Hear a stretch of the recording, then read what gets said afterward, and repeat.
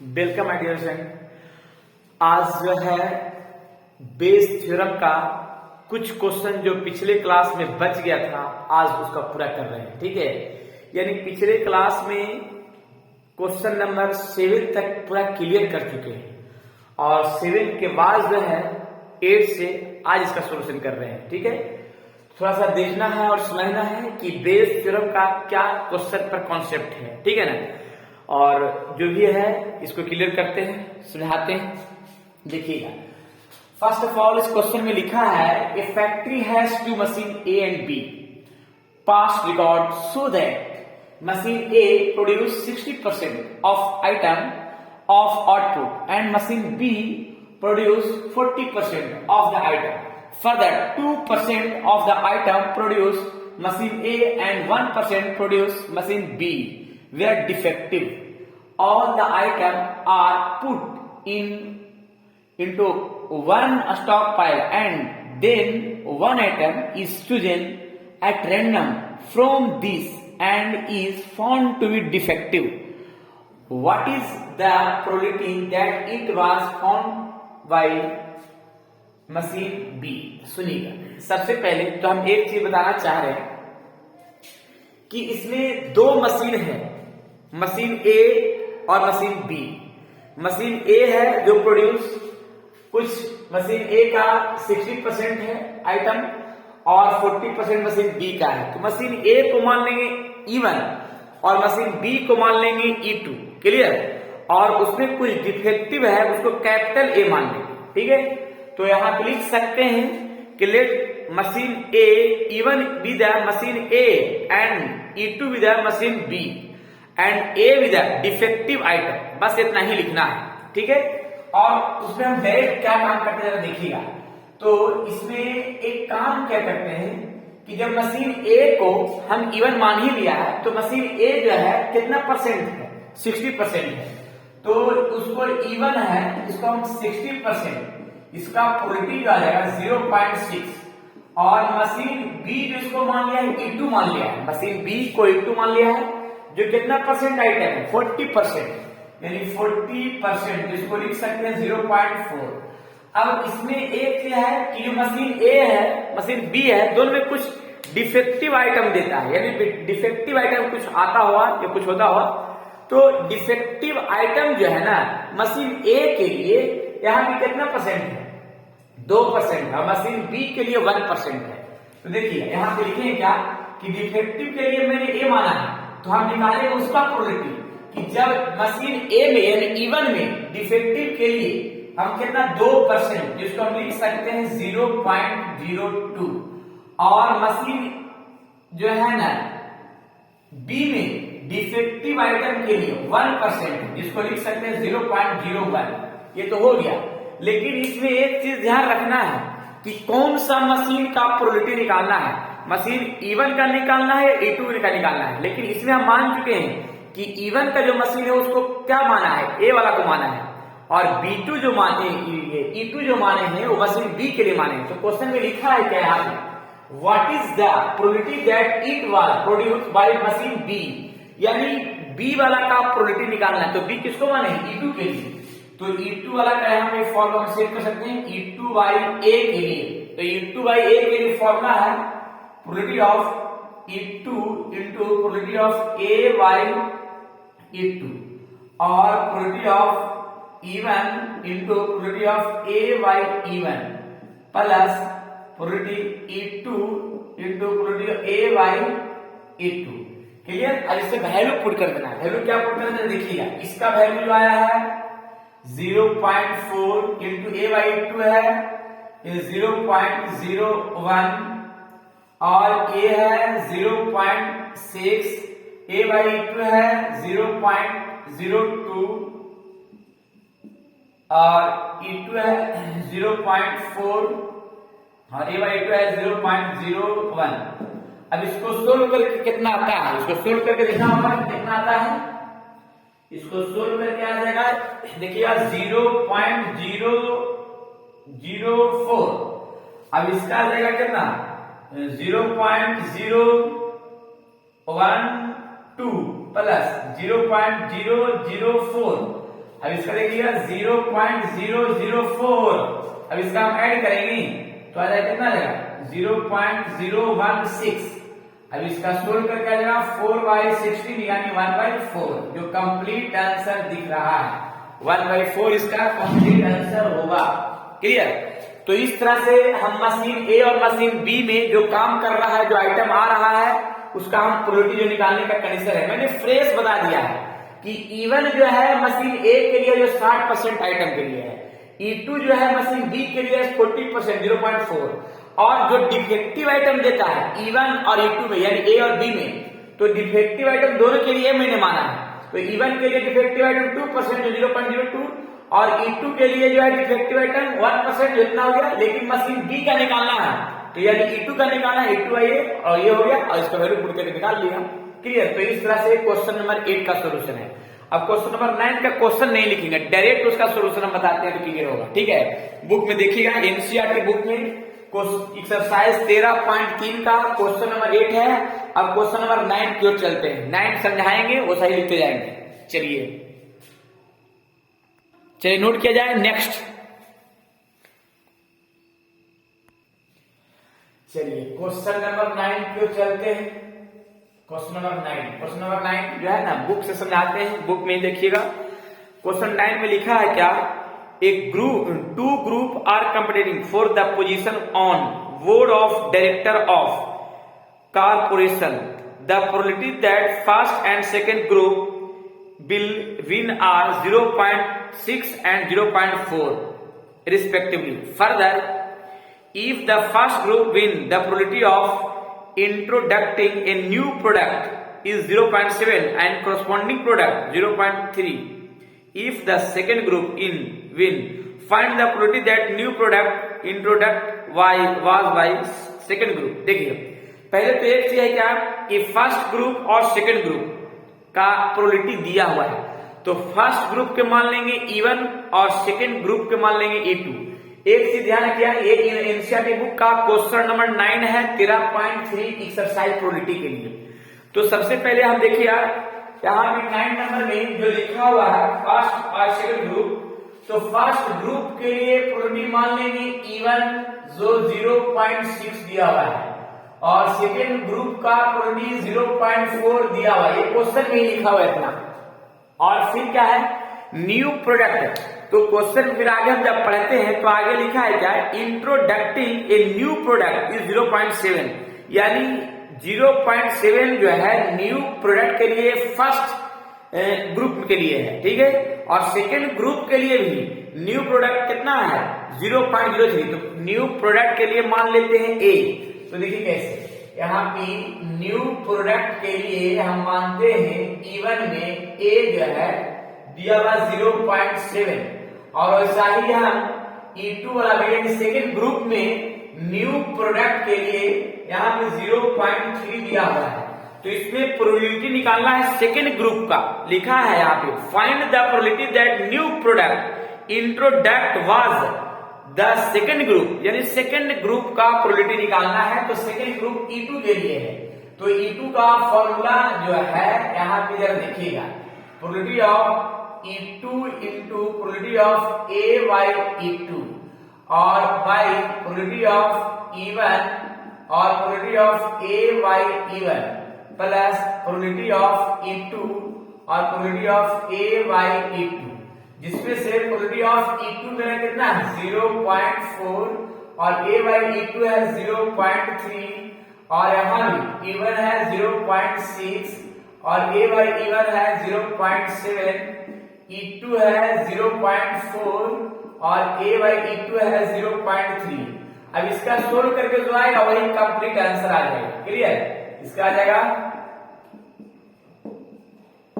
0.12 और ये दोनों को ऐड करेंगे तो 0 पॉइंट आ जाएगा 6 और एक 5।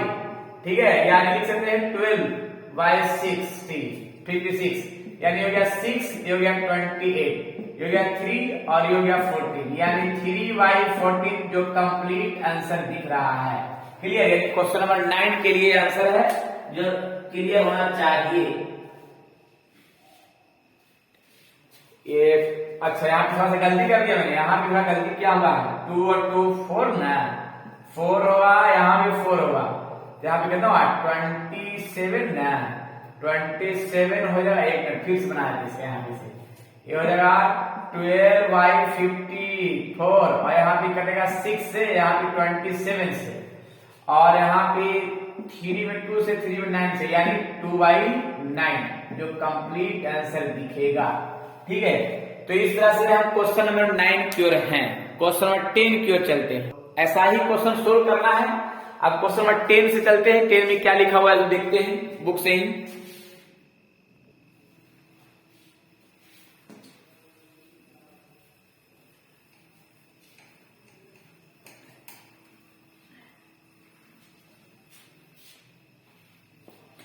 क्वेश्चन नंबर 10 देखिएगा, देखिए 10 क्वेश्चन में क्या लिखा है पढ़ते हैं। 10 क्वेश्चन VBI है, ये बहुत इंपॉर्टेंट क्वेश्चन है। 10 नंबर थोड़ा समझना भी है, पूरी तरीका से क्लियर हो जाएगा।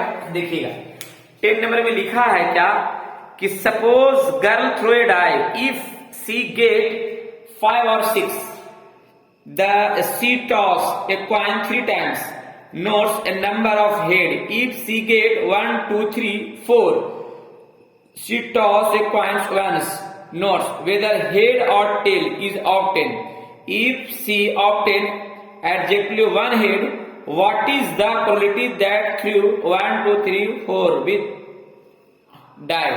देखिए सबसे पहले तो इसमें क्या है कि एक पासा है, तो पासा का टर्म माना गया है। पासा में 2 भाग तर्क कर दिया है, एक 5 6 कर दिया है, एक 1 2 3 कर दिया है, 4 कर दिया है। तो जो 5 6 है ना, लेट 5 और 6 वाला के लिए हम मान लेते हैं इवन का फॉर्म, क्लियर, एंड फिर हम 1 2 3 4 1 2 3 4 के लिए हम मान लेते हैं क्या E2 का फॉर्म। यानी ये ध्यान रखना है, एक पासा में जो टर्म बन रहा है 5 6 का बन रहा है और एक क्या बन रहा है इवन E2 का बन रहा है। तो एक चीज ध्यान रखिएगा। हाँ तो देखिएगा इसका कंडीशन कि ये हो गया, तो हम एक पासा है तो हम ऐसा कर सकते हैं 1 2 3 4 5 6, तो नंबर ऑफ एस बराबर 6 है।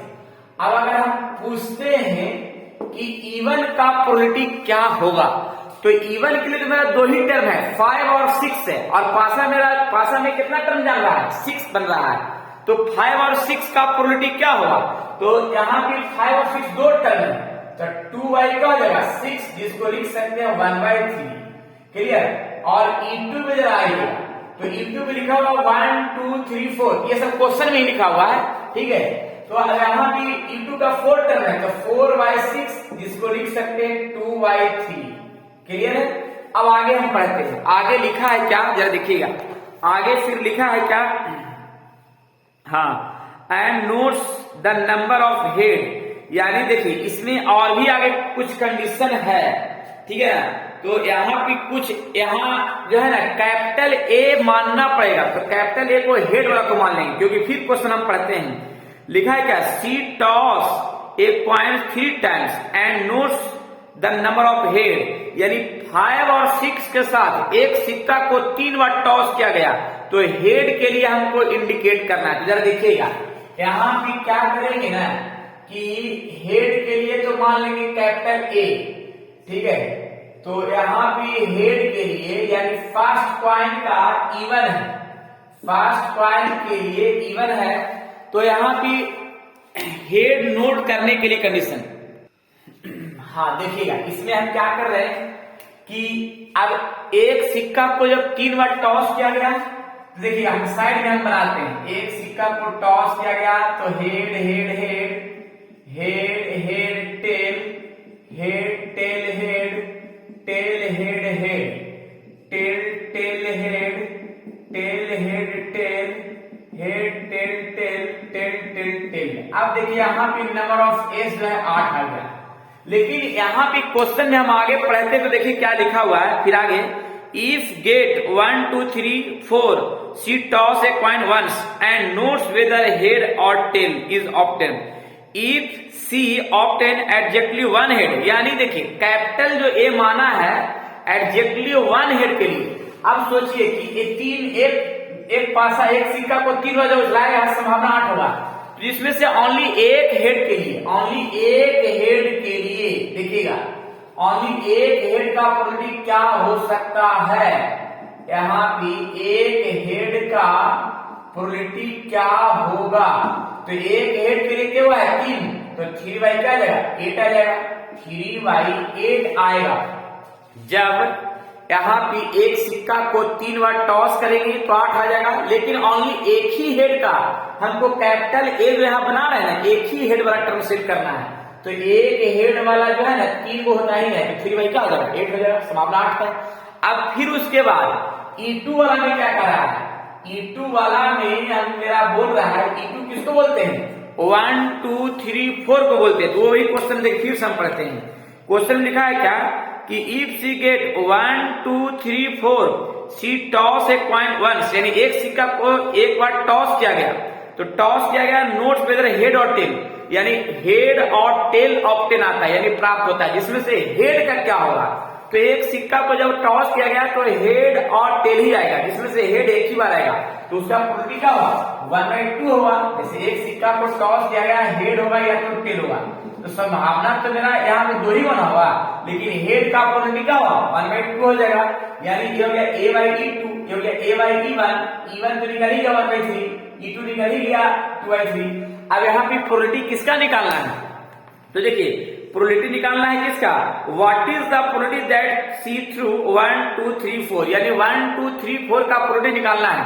तो 1 2 3 4 कौन है, E2 है, तो E2 वाला का प्रोबेबिलिटी निकालना है, देखिए कैसे, प्रोबेबिलिटी ऑफ E2/A, यानी E2/A probability of E2 into probability of A/E2 probability of E1 probability of A/E1 plus probability of E2 और प्रोबेबिलिटी ऑफ A/E2, और डेड वैल्यू पुट कर देंगे। E2 में कितना है, E2 है 2/3 इंटू A/E2 है 1/2, फिर देखिए E2 है 1/3 और A/E1 है 3/8 प्लस प्रोबेबिलिटी ऑफ E2 है 2/3, A/E2 है 1/2, और इसको सोल्व करेंगे, कटेगा तो 1/3 आ जाएगा, और ये कटेगा तो 1/8 आ जाएगा, प्लस ये कटेगा तो 1/3 आ जाएगा, और इसका सोल्व करेंगे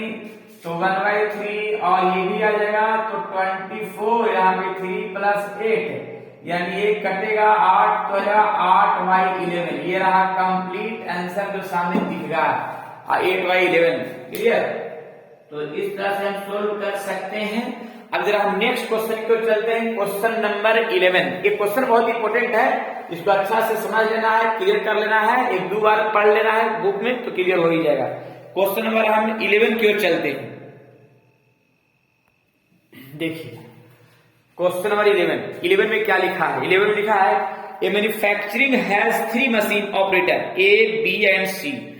The first operator A produces 1% defective item, whereas the other 2 machine, the 2 operator B and C produce 5% and 7% defective item respectively. A is on the job for 50% of the time and B be the job 30% of the time. C is the job 20% of the time.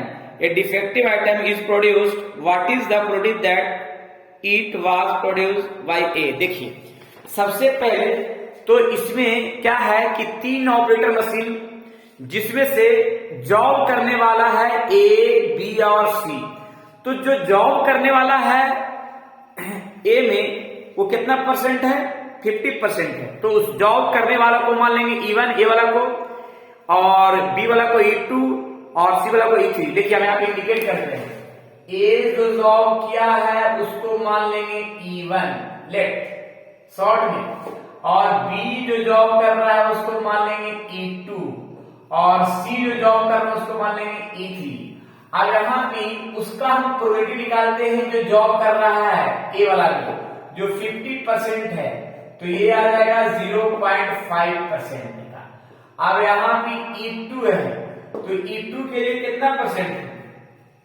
E2 के लिए है 30%, तो 30% के लिए आ जाएगा 0.3, और E3 के लिए है, E3 के लिए कितना है 20%, जो 0. कितना हो गया 2। अब इसके बाद देखिएगा, ये तो हो गया जॉब करने वाला का प्रोबेबिलिटी, ठीक है। लेकिन इसमें जॉब करने के बाद कुछ ऑपरेटर डिफेक्टिव आइटम प्रोड्यूस करता है, तो डिफेक्टिव आइटम को मान लेंगे कैपिटल ए डिफेक्टिव के लिए।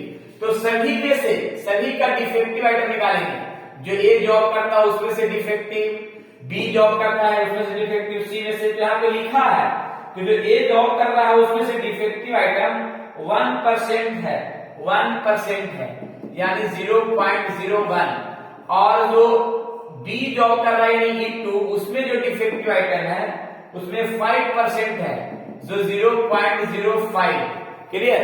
और जो सी जॉब कर रहा है उसमें जो है डिफेक्टिव आइटम है यानी E3 जो है 7%। तो अब जो है 7% है, तो अब किसका प्रोबेबिलिटी निकालना है? तो प्रोबेबिलिटी निकालना है क्या, किसका? प्रोड्यूस बाय ए, यानी ए वाला का, यानी E1 का प्रोबेबिलिटी निकालना है।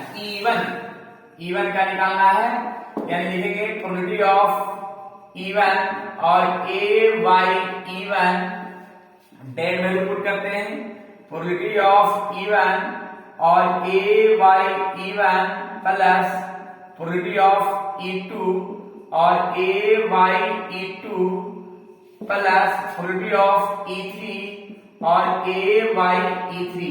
अब इसका हम सोल्व करेंगे, इसका सोल्व करेंगे कैसे? E1 के लिए आ जाएगा कितना 0.5 प्लस ए बाई E1 0.01, फिर इसके बाद देखिएगा ये हो जाएगा 0.01 प्लस E2 है 0.3, ए बाई E2 तो 0.05 और E3 है 0.2, जो 0. यहाँ पे 0.7। अब इसको सोल्व करके तो आएगा 0.05 ऊपर का आया, वैसा है 0.005, इसका आ जाएगा 0.015, इसका आ जाएगा 0.014। अब सब को ऐड किया जाएगा, देखिएगा ऐड करने के बाद क्या आएगा? ऐड करने के बाद 0.005 और ये भी ऐड करने के बाद आएगा 5, 5, 10 और 10 and 14, ठीक है, 1 और 1 2, 2 and 3 और फिर 0 और ए आएगा, क्लियर। इसमें से पॉइंट हटेगा तो 5/34 जो कंप्लीट आंसर होगा, जो सभी को दिख रहा होगा, क्लियर। ये हो गया कंप्लीट आंसर। चलिए, तो इस तरह से हम सोल्व कर सकते हैं क्वेश्चन नंबर 11। अब क्वेश्चन नंबर 12 की ओर चलते हैं। चलिए नेक्स्ट क्वेश्चन, चलिए क्वेश्चन नंबर चलते हैं 12 नंबर। ये 12 नंबर VVI क्वेश्चन है, ये बहुत इंपॉर्टेंट क्वेश्चन है। 12 नंबर पढ़ते हैं क्वेश्चन, देखिए क्या लिखा हुआ है। A card from a pack of 52 cards is lost. Clear? From the remaining card of pack, 2 cards are drawn and are found to be both diamond. Find the probability of the lost card being a diamond. सुनिए, सबसे पहले तो diamond card के इसमें कहानी पूछ रहा है, तो पहले तो पता करेंगे कि प्लेइंग कार्ड कितना है। तो प्लेइंग कार्ड तो सबको पता है कि ये 52 है, जिसमें से डायमंड कार्ड को मैंने इवन मान लिया है। डायमंड कार्ड को इवन, डायमंड कार्ड को इवन मान लिया है, और नोट डायमंड कार्ड नहीं है उसको E2 मान लिया है, क्लियर। जो डायमंड कार्ड है उसको इवन मान लिया, जो डायमंड कार्ड नहीं है उसको क्या मैंने मान लिया? E2 मान लिया। अब डायमंड कार्ड नहीं है उसको तो E2 मान ही लिया है, और डायमंड कार्ड है उसको इवन मान लिया है। अगर पूछे कि डायमंड कार्ड का प्रोबेबिलिटी क्या होता है, तो डायमंड कार्ड का प्रोबेबिलिटी, तो डायमंड कार्ड तो टोटल 13 होता है, 13 का 13/52 1/4, और डायमंड का नहीं होता है 39। तो 39 यानी कितना आ जाएगा इसका प्रोबेबिलिटी, इसका आ जाएगा कितना आ जाएगा, इसका प्रोबेबिलिटी आ जाएगा यानी 3/4 आ जाएगा, इसका 3/4 आ गया प्रोबेबिलिटी। ठीक है, अब इसके बाद देखते हैं। अब एक चीज है क्या, एक मेरा कार्ड लॉस कर रहा है, तो एक कार्ड जब लॉस कर रहा है, let A be the lost card, lost card. अब एक कार्ड लॉस कर रहा है, तो लॉस कार्ड को हम ए मान लिया, कैपिटल ए। तो लॉस पहले तो डायमंड से लॉस, पहले क्या करा, डायमंड से लॉस। तो डायमंड कार्ड जब लॉस कर रहा है तो हम एक काम करते हैं कि डायमंड से एक कार्ड जब लॉस कर गया तो डायमंड में कितना कार्ड बचा, अब 12 गुण बच गया, ताकि 13 को डायमंड है जिसमें से एक लॉस ही कर गया, तो हमारा कहानी तो खत्म हो गया ये, तो बचा 12। अब 12 बचा जिसमें से 2 कार्ड ड्रॉन करना है, यानी लिखा है क्या 2 कार्ड, लिखा है क्या 2 card are drawn and found to be both diamond. Clear, यानी 2 कार्ड को क्या करना है, निकालना है। 2 कार्ड के लिए जरा देखिएगा, तो 2 कार्ड के लिए क्या करना है कि 12C2, और जब मेरा डायमंड कार्ड में एक कार्ड कम गया तो टोटल में से भी एक काम कमेगा, तो एक कार्ड कमेगा यानी 51C2। क्लियर, आप 51C2 जिसमें आप इसका प्रोडक्ट निकालेंगे। यहाँ 51 कैसे हुआ, क्योंकि जब एक कार्ड कमा डायमंड से तो टोटल में से भी कमेगा। ठीक है, तो डायमंड कार्ड में से कम गया तो टोटल में कमेगा, और 2 कार्ड को खींचना है यानी 12C2 और 51C2। अब इसका फॉर्मूला करेंगे कैसे, यहाँ पे फैक्टोरियल 12 फैक्टोरियल 2 और फैक्टोरियल 12 माइनस 2, और यहाँ 51 और 52 और 51 माइनस 2। क्लियर, ये कैंसिल हो गया, और फैक्टोरियल 12 फैक्टोरियल 10 और इसको चलेगा 49 और ये होगा 51। क्लियर, अब इसके बाद जो है ना इसका सॉल्यूशन करेंगे, कैसे करेंगे, यहाँ पे 12 इंटू 11 फैक्टोरियल 10 और फैक्टोरियल 10, ये 49 और 51 का क्या है कि 51 50 और 49, ये कैंसिल हो गया, ये कैंसिल हो गया, तो बचा 12 इंटू 11 और 51 इंटू 50। अब सोल्व कर लेंगे, जो आएगा वही कंप्लीट आंसर आ जाएगा इसका, ये आंसर नहीं में इसका सोल्यूशन आएगा। ठीक है, जो भी आएगा, तो ये हो गया यार। अब एक काम इसमें भी करते हैं कि एक कार्ड तो लॉस है ही, लेकिन डायमंड से, तो पहले तो डायमंड नहीं है, तो अगर जो हम लॉस करवा रहे हैं डायमंड में से लॉस नहीं, यानी किसी में से भी लॉस कर सकता है, तो अब डायमंड में से लॉस नहीं करेगा तो डायमंड वाला कार्ड तो टोटल बच जाएगा। ठीक है, 13 को 13 ही बच जाएगा, 13C2। लेकिन अगर डायमंड से लॉस नहीं किया तो किसी और में से लॉस किया हुआ, तो जाहिर बात है कि कुछ में से तो कमेगा ना, टोटल में से तो कमेगा ना। यानी अगर डायमंड से लॉस नहीं किया है, डायमंड के अलावा वाले में से लॉस कर गया है, तो आखिर टोटल में से तो कमेगा, तो टोटल में कितना है 51 ही है C2, यानी दोनों का जो नंबर ऑफ एस है सेम होगा, क्योंकि लॉस तो कर रहा है, लॉस आखिर कर रहा है, तो जाहिर सी बात है कि टोटल में से तो कम ही रहा है। हालांकि इसमें डायमंड में से लॉस कर गया था, अब इसमें डायमंड में से लॉस नहीं कर रहा है, तो आखिर डायमंड टोटल बच गया उतना ही। अब इसका हम प्रोबेबिलिटी निकालते हैं, कैसे आप देखिएगा, तो यहाँ पे 13, यहाँ पे फैक्टोरियल 2 और यहाँ 13 माइनस 2। ठीक है, और साइड 51 और यहाँ 2 और 51 माइनस 2, ये कैंसिल हो गया, तो यहाँ पे फैक्टोरियल 13 और फैक्टोरियल 11। फिर इसके बाद देखिएगा 49। क्लियर है, अब इसके बाद सॉल्यूशन करेंगे, इसके बाद सॉल्यूशन क्या करेंगे देखिएगा, 13 12 फैक्टोरियल 11, ये हो गया 49 और 51 और 50 और 49, ये कैंसिल, ये कैंसिल, तो 13 12 और 51 और 50, और इसको सोल्व करके जो आएगा। अब इसमें एक चीज है, किसका प्रोडक्ट निकालना, तो डायमंड का, इवन का या E2 का, देख लेते हैं। तो निकालना है डायमंड कार्ड के लिए लॉस का। तो डायमंड कार्ड के लॉस के लिए प्रोबेबिलिटी निकालेंगे, देखिएगा डायमंड कार्ड लॉस के लिए यानी E1 का निकालना है, तो probability of E1 by A।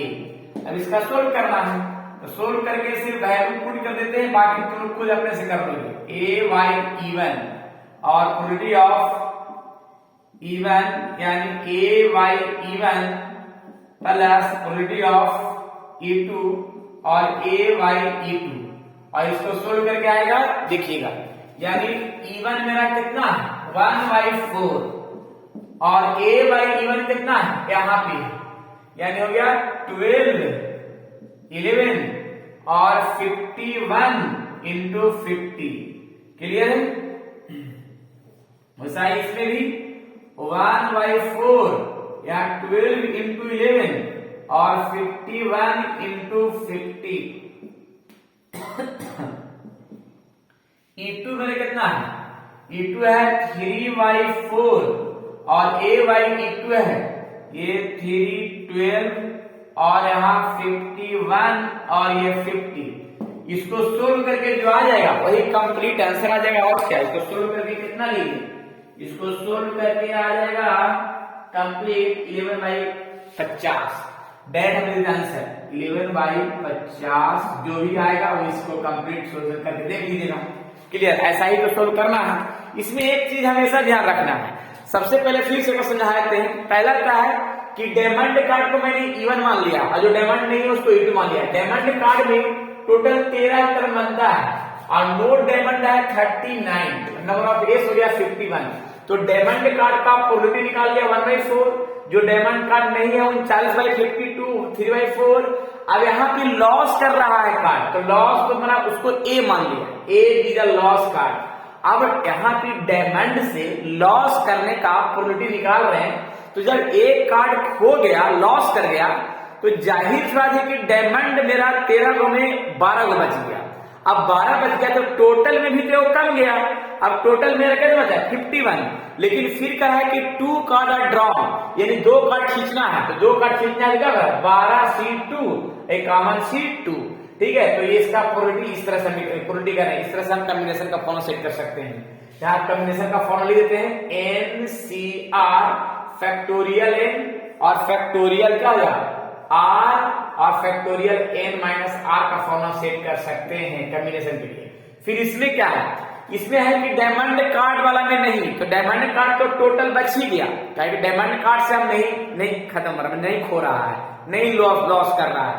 तो डायमंड कार्ड तो 13 बच गया, लेकिन डायमंड कार्ड से लॉस नहीं किया, कोई और कार्ड लॉस किया डायमंड कार्ड के अलावा, तो आखिर नंबर ऑफ एस में तो कमेगा ना।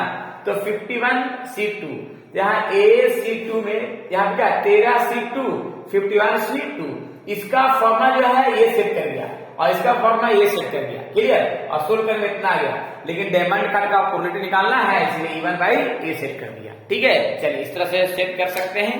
अब नेक्स्ट क्वेश्चन की ओर चलते हैं। ये क्वेश्चन बहुत इंपॉर्टेंट है, इस क्वेश्चन को अच्छा से देख लेना है, बार बार रिवीजन कर लेना है, बार बार रिपीट कर लेना है, तो क्लियर हो जाएगा।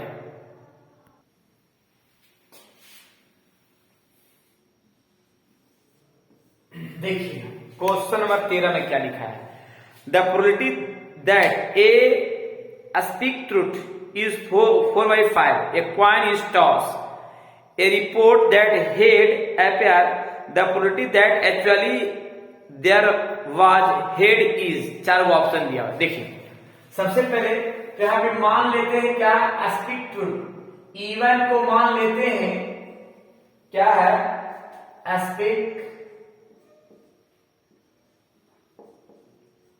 ट्रूथ, और एक मान लेते हैं E2 के लिए नॉट स्पीक ट्रूथ।